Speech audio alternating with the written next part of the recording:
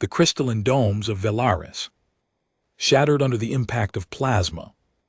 Fire. Queen Thala pressed her 4 hands against the observation window, watching her beautiful moon burn, the peaceful glow that had lit her world for thousands of years was being replaced by the harsh red light of explosions.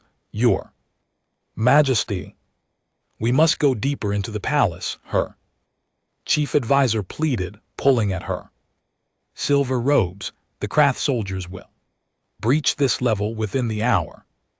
Thala turned away from the window, her skin, normally a soft silver that glowed with inner light, had dulled to a lifeless gray. Behind her, 3,000 of her people huddled in the lower chambers.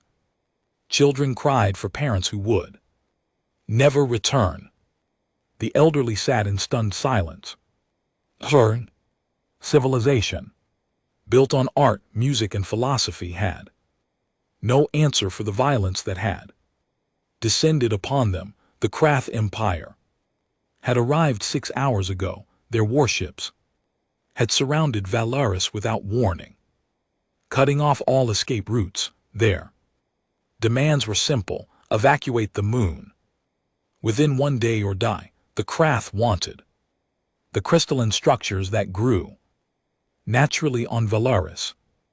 These crystals powered their weapons and ships. They did not care that the Luminari had lived here for 10,000 years. Thala had sent her small defense fleet to meet them, 12 ships mostly used for transport and exploration. The Krath destroyed them in minutes. Her people did not understand war. They had no weapons designed to kill, no soldiers trained to fight. The Luminari had believed the galaxy was civilized, that disputes could be solved with words and reason. They had been wrong. Send another distress signal, Thala commanded. Broadcast on all channels.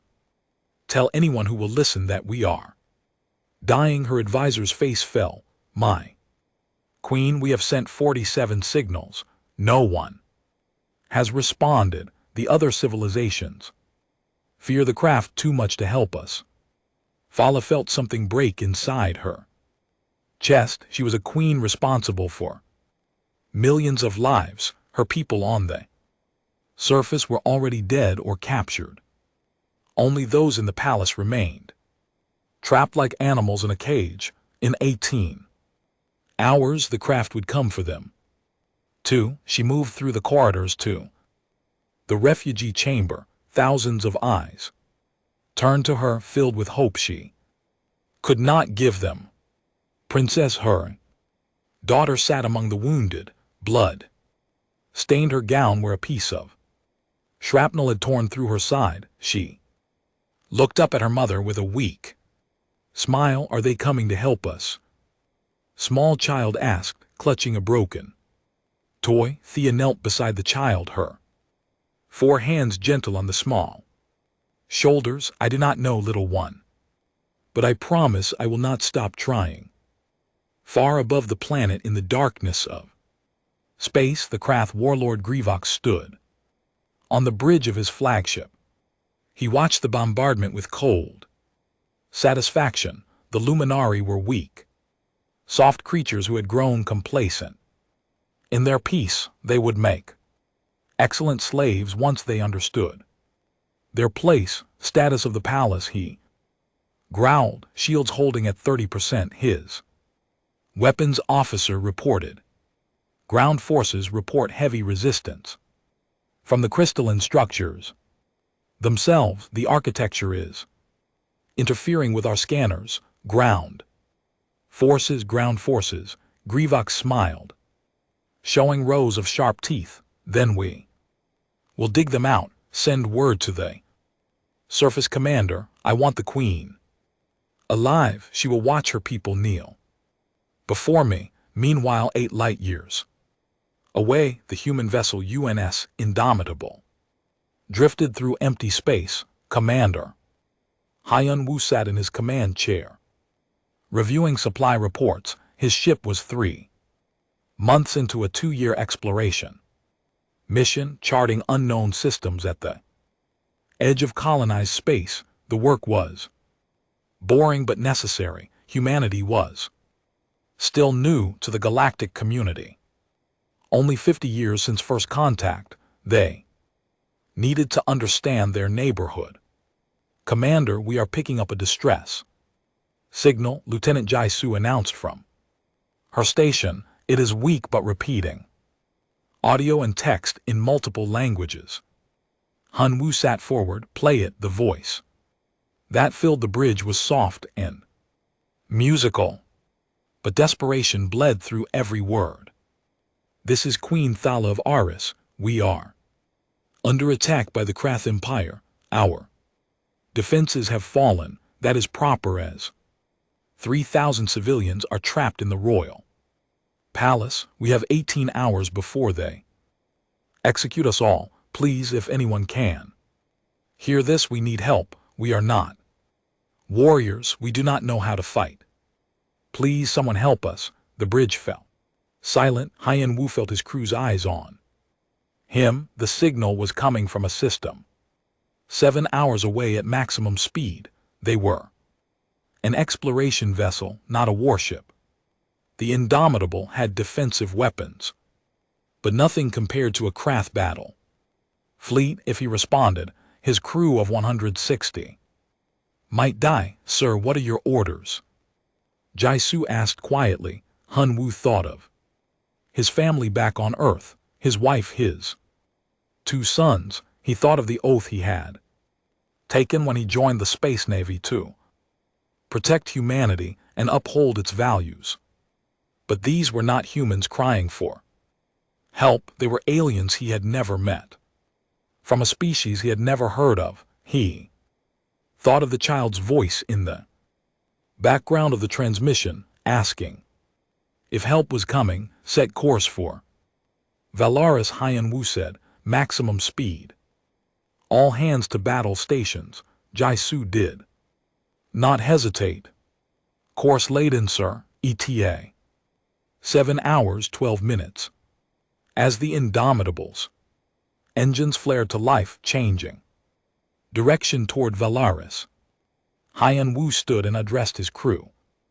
Over the shipwide channel, I will not lie to you. We are likely flying to our deaths. The Krath are stronger, more numerous, and more experienced in combat, but there are people dying who have no one else to turn to. I cannot ignore that. However, this is not a military order. Anyone who wishes to remain out of combat may do so without judgment. He waited. No one moved. No one spoke up. From engineering, Chief Mingjian LT Unc and GTS voice crackled over the comm. With respect, sir, shut up and fly the ship. We have work to do. Scattered laughter echoed through the bridge. Hunwoo felt pride swell in his chest. This was humanity. Not the strongest, not the oldest, not the wisest, but when someone cried for help, humans answered, even when they should not, even when it might kill them. The Indomitable raced through the darkness toward Valaris, a single small ship against an empire. On the dying moon, Queen Thala sent her 48th distress call, not knowing that this time someone had finally heard her. The Indomitable dropped out of faster than light travel at the edge of the Aris system. What Hien Wu saw on his viewscreen made his blood run cold. 8 craft warships formed a loose blockade around the moon, each one twice the size of his vessel. Smaller fighters swarmed like angry insects around the crystalline surface. Debris from destroyed luminary ships drifted in silent clouds. Scan for the palace, Hien Wu ordered. Find me a way in. Lieutenant Jaisu and LT Unc and GT's fingers flew across her console. Palace is on the southern hemisphere. Krath ground forces are surrounding it, but they have not breached the lower Levels yet, I am reading life signs. Inside, roughly 3,000, good they are. Still alive, Hun Wu studied the tactical display, the crafted position there. Ships to cover all standard approach. Vectors, going in direct would be. Suicide, Dejo, how are you piloting? Skills today, Enan Dejo grinned from the helm station. The young pilot had a reputation for risky maneuvers, better than yesterday, sir. What do you need? See those crystalline canyons on the moon's surface, the ones running along the equator. Dejo zoomed in on the terrain map, his grin widened. You want me to fly through those at speed while craft fighters chase us? I want you to fly through those so fast that the craft fighters cannot keep up. Sir, I was born for this. Hun Wu opened a channel to engineering. MJI, I need everything you can give me from the engines. We are about to do something stupid. Chief Engineer MJI's laugh crackled through the speakers. My favorite kind of mission, Commander. Engines at 110%. Try not to break my ship. Your ship, I thought this was my command. You just drive it, sir. I am the one who keeps it flying. The banter helped calm Hyen Wu and LT Unk and GT's nerves. He took a deep breath and opened a broad spectrum communication channel. Attention craft vessel, this is Commander Hyen Wu of the United Nations ship Indomitable. We are here to provide humanitarian aid to Valaris. Stand down and allow us to approach. Response came in a harsh, guttural voice. Human vessel, this is Warlord Gravok. You have no authority here. Aris belongs to the Krath Empire. Leave now or be destroyed. We cannot do that. There are civilians in need of evacuation. They are slaves of the Krath. Now their fate is not your concern. Hun Wu closed the channel and looked at his crew. Well, we tried diplomacy. Dejo, take us in. All weapons hot, shields to maximum. The Indomitable dove toward Valaris like a falling star. Krath fighters peeled away from the moon to intercept their weapons already firing. Plasma bolts streaked past the viewscreen. Dejo rolled the ship hard left, then dove underneath a flight of 3 fighters. Returned fire from the Indomitable's guns clipped one fighter, sending it spinning away. Entering the atmosphere, Dejo announced, his voice tight with concentration. The ship shook as they hit the upper atmosphere at full speed. Warning alarms screamed. Behind them, a dozen craft fighters followed, but they were slower, less maneuverable. Dejo brought the Indomitable screaming into the crystalline canyons at a speed that made the crew's vision blur. The canyons were beautiful and deadly.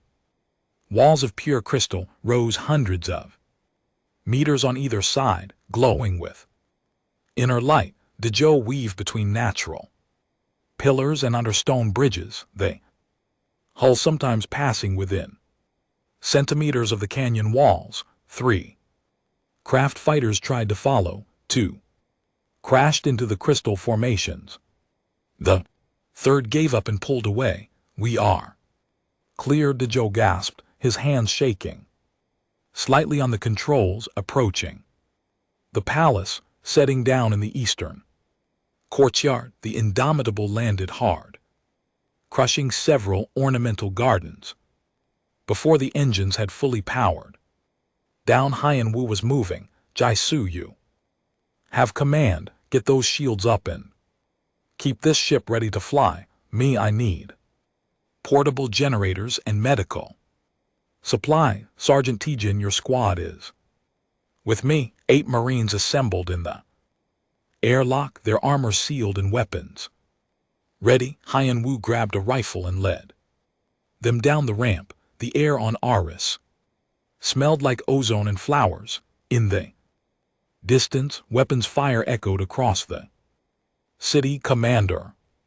A musical voice called.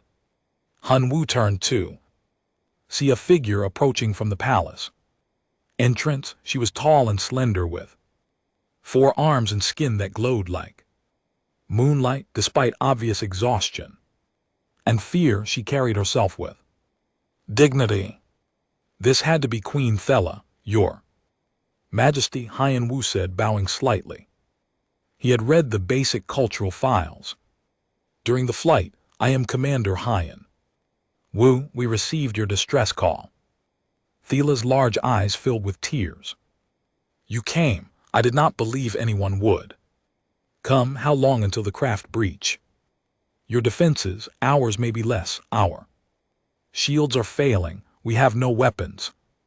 No soldiers. When they come, we will have nothing to fight with. Hien Wu looked at Sergeant Tijin, the grizzled Marine nodded. Ma'am, we are going to change that. Can you show us your defensive positions over the next hour? Hien Wu and his crew worked frantically. They set up portable shield generators at key choke points. Medical officer Sun Ho established a field hospital in the Great Hall. Chief MJI and her engineering team rigged improvised alarms and sensor nets. Sergeant Tijin walked through the palace with Queen Thela, identifying strong defensive positions. This wall here, Tijin said, tapping a section of crystalline stone. It is a natural bottleneck. If they come through the north entrance, we can funnel them here and hit them from elevated positions. Thala watched him with confusion. You speak of violence so casually. Your people truly understand war. Unfortunately, yes, ma'am. Humans have been fighting since before we had written language. We have gotten very good at it. Is that something to be proud of? Tijin paused, considering. No, Your Majesty, it is not, but sometimes it is necessary, and today it will keep your people alive. In the refugee chamber, Princess Aller approached Hien Wu. She was younger than her mother, her wound freshly bandaged by Sun Ho. Why are you helping us? You do not know us. We have nothing to give you. Hun Wu smiled sadly. My grandmother used to tell me a story. She said that when she was young, her village was attacked by soldiers. Everyone ran and hid, but one man, a stranger passing through, stayed and fought. He died defending people he had never met. When I asked her why he did it, she said some people cannot walk away from someone in need. I guess I am one of those people. Your grandmother was wise. She also used to hit me with a wooden spoon when I was stupid. I miss her. Alara laughed, the first genuine laugh heard in the palace since the invasion began. Around them, Luminari civilians watched the humans work. These strange aliens moved with purpose and confidence, turning the palace into a fortress. Children stopped crying. The elderly sat up straighter, hope fragile as glass began to spread. On his flagship, Warlord Grev received reports of the human ship's arrival. He dismissed it with a snort. One ship, 100 soldiers at most. It changed nothing. He checked the chronometer. The Luminari had 6 hours left before his deadline expired. Then he would demonstrate what happened to those who refused the Krath Empire. In the palace, Hun Wu stood with Queen Thala on the same observation deck where she had watched her world burn. Now they watched together as Krath forces assembled for the final assault. They will come soon, Thela said quietly. Are we ready? Hun Wu checked his rifle. No, we are outnumbered, outgunned and trapped, but we are going to fight anyway. Why? You could leave Save yourselves, he looked at her then.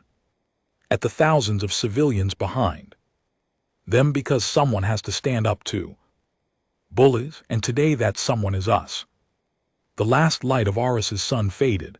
In the darkness, Krath soldiers began their advance. The siege had begun. The first wave of Krath soldiers hit the palace's outer defenses at midnight. They came in formation, disciplined and confident. They expected frightened civilians and crumbling resistance. Instead, they walked into a killing zone. Sergeant Tijan watched through his rifle scope as 50 Krath troops approached the north entrance. He waited until they passed the markers his team had placed earlier. Now, he whispered into his comm. Specialist Yuna pressed the detonator. The crystalline pillar she had rigged with explosives shattered, bringing down an entire archway. 20 Krath soldiers disappeared under tons of debris. The survivors scattered, looking for cover. That was not there. Fire. Tajan ordered. 8 marine rifles opened up. From elevated positions, the humans fired in controlled bursts. Each shot carefully aimed. Krath soldiers fell, their armor unable to withstand human weapons at close range. The ones who tried to return fire could not see their targets in the darkness and crystal reflections. In 90 seconds it was over. The first Krath assault wave was destroyed. On his flagship, Grav stared at the tactical display in disbelief. What happened? Report the humans, sir. They fortified the palace. Our troops walked into a prepared ambush. Longer. 47. Gravox's claws scraped across his command console. Humans they are. Explorers, scientists, they do not fight, sir. These humans fight very well. Gravox snarled. He had conquered 12 worlds. He had broken species far stronger than humans. He would not be stopped by one small ship. Send the second wave. Double the numbers. Flank from 3 sides. Second assault came an hour later. 150 Krath soldiers attacking from north, east and west simultaneously. This time, they advanced more carefully, using portable shields and suppressing fire. Tijun fell back to the second defensive line. They are learning. That is unfortunate. For them, the Krath breached the outer palace walls and entered the main corridors. The crystalline architecture made their scanners useless. Every wall reflected sensor beams. Every corner hid potential threats. They advanced slowly, weapons ready. Then they hit the traps. Yuna had spent 6 hours rigging the palace with every improvised explosive she could create. Plasma grenades attached to motion sensors, fuel cells wired to proximity mines, even sections of floor that would collapse when weight triggered. Hidden mechanisms. The Krath casualties mounted as they pushed deeper into the palace. But they kept coming. In the Great Hall, Han Wu coordinated the defense with Queen Thala beside him. 3-dimensional map showed the palace layout and enemy positions. Red markers crept closer to the refugee chamber. We are holding, Han Wu said. But barely. They are learning our tactics. The next wave will be harder. Thala watched human marines running through her palace, weapons firing, voices sharp with commands. Blood stained her beautiful floors. The smell of burned metal and explosives filled the air. This was war. This was what her people had never experienced, never imagined. And these humans did it too. Protect strangers. I do not understand, she said quietly. Your people fight so easily. Do you not fear death? Do I do you not fear death? Han Wu reloaded his rifle. We are terrified. Every single one of us. Fear is what keeps you alive in combat. You learn to use it, not run from it. But why? Why risk this for us? If Pishman, he looked at her. Your Majesty, can I ask you something? If you saw a child drowning, would you try to save them? Of course, even if you did not know the child, even if saving them meant putting yourself in danger. Yes, any moral being would. Then you understand exactly why we are here. Hien Wu smiled. You are not so different from humans. You just have not had to fight before. We have fought for thousands of years.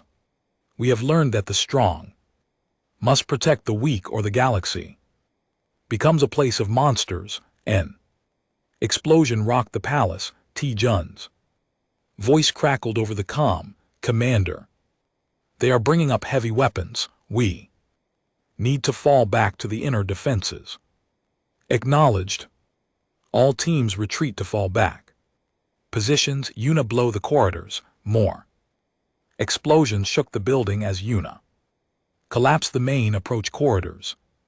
The craft advance stalled again, but everyone knew it was temporary. They had unlimited soldiers. The humans had 8 Marines and 20 crew members who could hold a weapon. Lieutenant Jaisu called from the Indomitable. Commander, we have a problem. 3 craft warships are moving into bombardment position. If they fire, the shields will not hold. Can you do anything? Jaisu hesitated. I can take the ship up, draw them away, but that leaves you without extraction. Hun Wu looked at the refugees. 3,000 faces looking to him for hope. Do it keep them busy. We will find another way out, sir. That is suicide. So is staying here. At least up there you can move. Go. The Indomitable's engines roared to life. The ship lifted off from the courtyard, shields already taking hits from craft fighters. Jaisu piloted the vessel straight up through the atmosphere, then rolled hard to avoid plasma barrage from the nearest warship. Come on, you ugly bastards, she muttered. Chase me. She dove the ship toward an asteroid field that orbited Valeris. The craft warships followed, their captains eager to destroy the annoying human vessel. Jaisu pushed the engines beyond their rated limits, weaving between asteroids the size of mountains. Behind her, craft ships fired massive weapons that shattered asteroids into fragments. In the engineering section, MJI held on as the ship bucked and rolled. Jaisu, you're going to shake my ship apart. Your ship, the commander said. It was his. I lied to him. Back in the palace, the 3rd craft assault wave arrived. This time, they brought war machines, massive armored walkers, each one 3 stories tall, advanced on the palace. Their weapons could punch through the crystalline walls. Princess stood beside her mother, watching the mechanical monsters approach. We are going to die. Thea put 2 of her arms around her daughter. Perhaps, but if we do, we will die knowing that someone cared enough to fight for us. That is more than I hoped for. This morning, Hun Wu studied the advancing walkers through his scope. His mind raced through options. They could not destroy those machines with rifle fire. They did not have anti-armor weapons. Even Yuna's explosives would barely scratch them. Then he saw the crystalline spires that rose above the palace. Massive structures, hundreds of meters tall. They had stood for thousands of years. Yuna, he said into his comm, those spires, the big ones, can you bring them down? Probably. Why? Because I need you to drop them on those walkers. Can you do it? There was a pause. Sir, that is insane. The spires are part of the palace structure. If I bring them down, half the building might collapse. Will it collapse on the refugees? No. They are in the lower levels, but we might trap ourselves. Then we better make it count. Do it, Yuna and two Marines sprinted through the palace to the base of the spires. She placed every remaining explosive she had, then ran the detonation wires back to a safe distance. The Krath walkers were almost at the walls. Everyone clear, she called. Clear came the responses. Fire in the hole. The explosions were deafening. The ancient spires, each one weighing thousands of tons, groaned and tilted. For a moment they seemed to hang in the air. Then gravity took over. They fell like the fist of an angry god. The Krath walkers had no time to move. 3 spires crashed down on top of them, crushing the machines like insects. Debris spread across the battlefield. Dust and crystal fragments filled the air. When the dust settled, the walkers were gone. So was a third of the palace's eastern wing. Gravak screamed in rage on his flagship. Incompetent fools, how are they losing to a handful of humans? All forces, he snarled. I am done with this. Prepare for full orbital bombardment. I want that palace reduced to glass. His weapons officer hesitated. Sir, our troops are still on the surface. I do not care. Fire. The palace shields flared bright blue as the first orbital strike hammered down from space. The entire building shook. Cracks spread through the crystalline walls. In the refugee chamber, people screamed and held each other. Shields at 60%. T-Jun reported, blood running down his face from a cut on his forehead. They cannot take many more hits like that. B. Hunwoo grabbed the comm. Jaisu, we need those ships off our backs. In orbit. Su fought her own desperate battle. Indomitable was never designed for combat against warships. She dodged and weaved through the asteroid field using the massive rocks as cover. 2 Krath warships pursued her, their weapons tearing apart asteroids and filling space with deadly debris. I am trying, Commander, she gasped, rolling the ship to avoid a plasma burst, but I have 3 warships up here and they are very angry. Another orbital strike hit the palace. The shields dropped to 40%. Hunwoo knew they had minutes, maybe less. He looked around at his crew. Half were wounded, all were exhausted. They had been fighting for 12 hours straight. Medical officer Sunho worked in the makeshift hospital, his hands covered in blood. Luminari and human wounded lay on every available surface. He had used all his medical supplies. Now he was teaching Luminari healers human emergency techniques, improvising with whatever they had. This one needs pressure here, he told a young Luminari healer, showing her how to stop bleeding. Hold it firm. Do not let go. The healer's hands shook, but she nodded and did as instructed. Around them, other Luminari worked alongside humans, trying to save lives. Species did not matter anymore, only survival. Chief Engineer Mi appeared at Hunwoo and LT Unk and GT's side, her uniform torn and covered in grease. Commander, I have an idea. A terrible, horrible idea. At this point, I will take anything.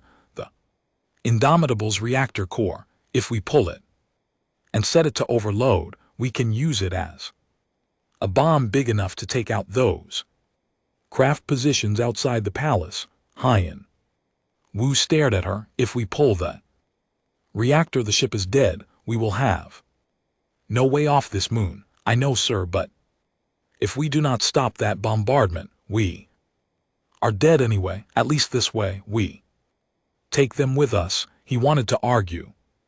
He wanted to find another solution, but there was none. Do it. How long do you need? 2 hours to pull the core and rig it for detonation. Then someone has to place it and set the timer. I will do it, Princess said. Everyone turned to look at her. The young princess stood with her back straight despite her injury. I know the catacombs beneath the palace. I can move through them without being seen. I can place your bomb where it needs to be. Your Majesty, that is too dangerous. Hien Wu protested. This is my home, my people. If I can help save them, I will. She looked at her mother. You taught me that rulers serve their people, not the other way around. Let me serve. Queen Thela closed her eyes. Every instinct screamed at her to protect her daughter, but was right. This was what leadership meant. Go, she whispered. Do what you must. Do what you must. Me and her team worked frantically on the Indomitable, pulling the reactor core in a process that normally took days. They finished in 90 minutes. Fueled by desperation and adrenaline, Specialist Yuna helped rig the core for maximum explosive yield. This thing is going to make a crater you can see from orbit, Yuna said with grim satisfaction. Just make sure you are far away when it goes off. Princess studied the detonator. It was simple, a timer and a trigger. Set it, run, and hope you were fast enough. She nodded. I understand. Hun Wu helped her carry the reactor core to the entrance of the catacombs. The thing weighed as much as he did. Alice shouldered half the weight without complaint. You are brave, he told her. Braver than most soldiers I have known. I am terrified, she admitted. My hands will not stop shaking. That is what makes it brave. Being scared and doing it anyway. He smiled. You will make a good queen. Someday, if there is a someday. They descended into the catacombs together. The ancient tunnels ran beneath the entire palace complex, carved into the moon's bedrock thousands of years ago. All led them through the darkness with practiced ease. Above them they could hear the thunder of weapons fire. Here, said, stopping in a large chamber directly beneath the main craft. Position. This is the right place. They set down the reactor core and Yuna activated it remotely from the palace. The display showed a countdown. 30 minutes. Time to run, Hien Wu said. They sprinted back through the tunnels. Behind them the reactor core hummed with building energy. Alla's injury slowed her down, and Hun Wu had to carry her for the last 100 meters. They burst out of the catacombs into the palace with 5 minutes to spare. Everyone to the lower levels, Hien Wu shouted. Get behind the reinforced walls. Move, move, move. 3,000 people rushed deeper into the palace. Marines carried wounded. Luminari helped elderly. In the chaos, species did not matter. The countdown reached 0. The explosion was like a newborn sun. The reactor core detonated with the force of a small nuclear weapon. The entire craft, ground force, all their equipment, their artillery, their war machines, simply ceased to exist. A crater half a kilometer wide appeared in the surface of Aris. The shock wave hit the palace like a physical blow. Already damaged walls cracked further. Part of the roof collapsed, but the lower levels held. When the dust settled, everyone was alive. Sergeant Tijun laughed, a slightly hysterical sound. We did it. We actually did it. The celebration was short-lived. Grieving from orbit went insane with rage. He had lost 2/3 of his ground force. He had been made to look like a fool by a handful of humans, and Their pet aliens, enough was enough, all. Ships, he commanded, full bombardment, I want nothing left but molten rock. 5. Krath warships turned their weapons toward the palace. The power signatures were massive. This was not a warning shot, this was execution. Hun Wu watched the sensor readings with hollow eyes. The palace shields were at 15%. They would not survive even one shot. From this attack, he had bought time. Saved some people, but in the end it was not enough. He turned to Queen Thaw. I am sorry we tried. She took his hand with 2 of hers. You gave us hope. You gave us a chance to die with dignity. That is more than we had this morning. Sema. Sema, Sema, Sema. The refugees gathered in the great hall. Humans and Luminari stood together. Some prayed, some held loved ones, some simply stared at the ceiling waiting for the end. Princess stood beside her mother and Hun Wu. If we must die, I am glad to die with friends. The craft warships charged their weapons. Energy readings spiked. In 10 seconds they would fire. In 15 seconds everyone in the palace would be dead. Then space itself seemed to tear open. Quantum jump signatures filled the system. Not 1, not 2, 13 signatures. Each one massive. Ships were arriving, and they were traveling faster than light on the Krath flagship. The weapons officer's voice cracked with fear. Sir, we have multiple contacts. 13 warships just jumped into the system. They are powering weapons, sir. They are human warships. Grievok stared at the tactical display. 13 human vessels, each one a dedicated warship built for combat. He had assumed the Indomitable was alone. He had assumed humans did not fight. He had been very, very wrong. The lead human ship opened a communication channel. The voice that came through was calm and cold as ice. Attention, Krath vessels. This is Admiral Kyongu of the United Nations Ship Retribution. You have exactly 10 seconds to power down your weapons and retreat. If you do not comply, we will destroy you. Well, Grievok sneered. You cannot defeat the Krath Empire. We will crush you. The Admiral's response was simple. Leave now. Grievok cut the channel and ordered his ships to attack. It was the last order he ever gave. Human fleet did not give warnings twice.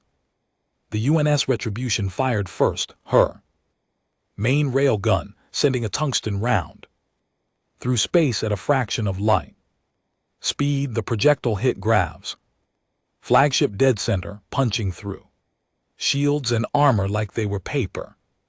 The warship broke in half, its reactor going critical. The explosion lit up the night sky of Aris like a second sun. The other 12 human warships opened fire simultaneously. The craft had numbers and size. The humans had anger and precision. Every shot found its target. Every weapon strike was calculated for maximum damage. One craft warship tried to run. The UNS Thunderchild, a sleek destroyer, pursued it and disabled its engines with a missile strike. The craft ship drifted, helplessly powerless. Another craft vessel attempted to fight back. It launched fighters and fired its plasma cannons at the UN Sword of Terror. The human cruiser's point defense systems destroyed the fighters. Before they got close, its return fire crippled the Krath warship's weapon systems in under a minute. In the palace, everyone stared at the sky. Disbelief. The bombardment had stopped. The Krath warships that had terrorized them for hours were being systematically destroyed. Explosions bloomed in orbit like deadly flowers. What is happening? Queen Thela whispered. Hyun Wu and LT Unk and GT. S-Com crackled to life. Commander Hun Wu, this is Admiral Kyong. Su, sorry we are late, we came as fast as we could. Hun Wu felt his knees go weak with relief. Adam, you have perfect timing, Earth Command. Intercepted your ship's logs when you entered the system.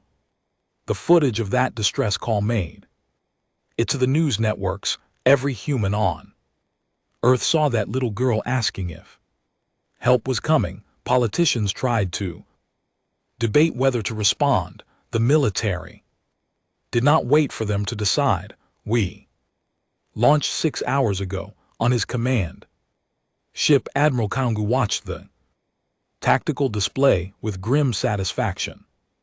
He was an old soldier, his hair gray and his face weathered. He had fought in the Mars Rebellion and the Titan Wars. He had seen too many good people die. Today, he was preventing more deaths. Status. He asked his weapons officer. 5 Krath warships disabled or destroyed. 2 are attempting to surrender. 1 is still fighting except the surrenders. As for the one still fighting, disable its weapons and engines. I want prisoners to answer questions about this invasion. The remaining Krath warship that refused to surrender was the personal vessel of Gravok's second in command. It fired desperately at the human fleet, its shots wild and panicked. The UNS Retribution's tactical officer put 3 railgun rounds through its engine section. The craft ship went dark, drifting in space. It was over in 20 minutes. 8 Krath warships had arrived at Valaris expecting easy conquest. 5 were destroyed. 3 were captured. Not a single human warship had taken serious damage. In the palace, the survivors slowly emerged. From the lower levels, they stepped out into the courtyard and looked up at the sky. The craft were gone. The stars were visible again. People began to cry, to laugh, to collapse in exhaustion and relief. Queen Tha found Hyan Wu standing alone, staring at his hands. They were still shaking from adrenaline. She approached quietly. You saved us, she said simply. We tried to save you. Your people did the rest. Princess carried that bomb through the catacombs. Your healers worked alongside our medic. Your advisors helped plan the defense. This was not just us, but you came when no one else would. You fought when you could have run. Why? Hun Wu was quiet. For a moment. My grandmother survived a war when she was young. She told me that the worst thing about war is not the violence, it is when good people do nothing, when they see someone suffering and walk away. I promised myself I would never walk away. Your species is strange. You are violent and gentle at the same time. You fight with such ferocity, but you fight to protect others. Humans are complicated. We have done terrible things in our history, but we have also done beautiful things. We try to be better than we were yesterday. Sometimes we succeed. Admiral Kang Su's shuttle landed in the courtyard. The old admiral stepped out, followed by a squad of Marines carrying medical supplies and food. He approached Hyan Wu and saluted. Commander, you and your crew did good work here. Stupid, reckless, probably violated a dozen regulations, but good work. Hyan Wu smiled tiredly. Thank you, sir. Are we in trouble? Oh, you are in massive trouble, but not from me. The politicians back home are having heart attacks about the diplomatic implications. You started a fight with the Krath Empire without authorization. Kyongu grinned. Personally, I think you did exactly what needed to be done. Sometimes you have to make the right Choice even when it is not the easy. Choice over the next hours human ships. Began relief operations. Medical teams treated the wounded. Engineers helped repair the palace. Food and water were distributed to the refugees. The luminary watched in amazement as their former enemies turned. Saviors worked tirelessly to help them. Princess found Sergeant Tijin sitting against a wall, his left arm in a sling. His squad medic had just finished treating a plasma burn. She sat down beside him. "You were hurt protecting us," she said. "It is just a burn. I have had worse. You should see the scar on my back from the Titan Wars. Will you teach me?" Tijin looked at her in surprise. "Teach you what? How to fight, how to protect my people. We were helpless. Today, I never want to be helpless again." The old sergeant studied her. She had carried a bomb through enemy-infested tunnels. She had not hesitated, had not broken. She had the heart of a warrior. Even if she did not know it yet, it will not be easy, he warned. Learning to fight means learning to hurt people. It means accepting that sometimes violence is the only answer. Can you do that? I watch my people die today because we could not defend ourselves. Yes, I can do that. Then I will teach you. But first, we build your world back. Peace comes before war. Preparations. 3 days later, Queen Thela stood before a galactic communication array. Admiral Kang Su had helped her set up a broadcast that would reach every major civilization in known space. Billions would hear her words. She took a deep breath and began to speak. "I am Queen Thala of Valoris. 3 days ago my people were hours from extinction. The Krath Empire invaded our world without warning or mercy. We sent distress calls to every civilization we knew. Most ignored us. Some were afraid to help, but one species answered. Humans came when no one else would. They were outnumbered, outgunned, and had every reason to save themselves. Instead, they stayed and fought. Many of them died protecting people they had never met. I want the galaxy to know what humanity did here.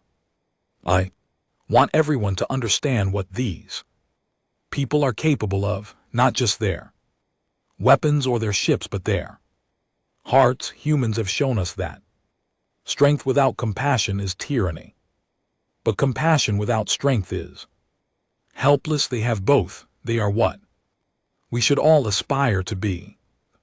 Broadcast went viral across civilized space within hours. On Earth, people watched the footage of the Indomitables' defense and wept. Political leaders who had hesitated to help were voted out of office. The human military received 10,000 new applications in a single day.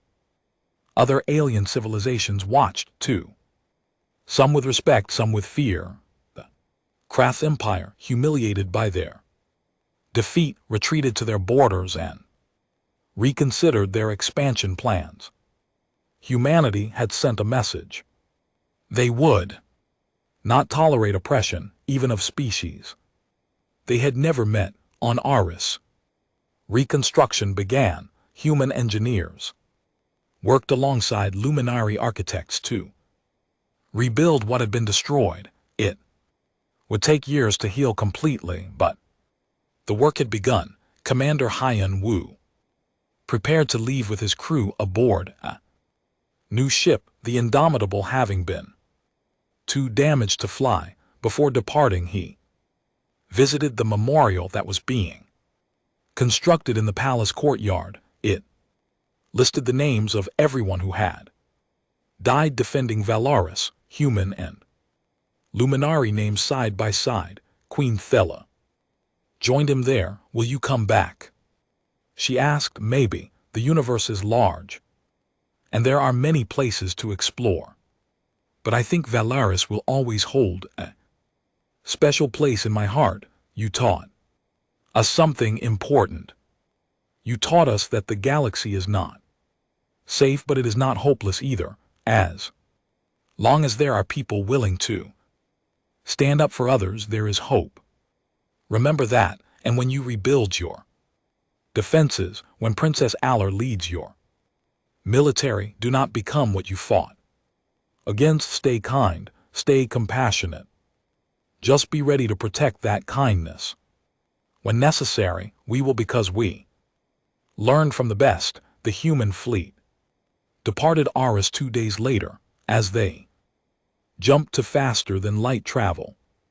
Queen Thala and 3,000 luminaries stood in the courtyard and watched them go. The sky was clear now. The stars were bright, and among those stars humanity traveled, ready to help wherever they were needed. In the months that followed, other species began to reach out to humanity. Trade agreements were signed, alliances were formed. Earth went from being a minor player on the galactic stage to a respected power, not because of their weapons, though those were formidable, but because when a desperate queen had pleaded for help, they had answered, and the galaxy remembered. Years later, a young luminary child asked her teacher about the memorial in the palace courtyard. Who were these humans? She asked. The teacher, who had been there during the siege, smiled. They were people who proved that the strong have a responsibility to protect the weak. They were warriors who fought not for conquest but for justice. They were the friends who came when no one else would, and they taught us that hope is not just something you wish for, it is something you fight for. The child looked up at the stars. Will they come back if we need them? I believe they will, and more importantly, they taught us to stand on our own, so maybe next time we can help them. In the vast darkness of space, aboard the UNS Retribution, Admiral Kyong-Soo reviewed reports of new distress calls, pirates attacking a trade convoy, slavers raiding a peaceful colony, a natural disaster threatening a mining station. He looked at his crew. Which one do we respond to first? They chose all three because that was what humans did. They answered when someone called for help.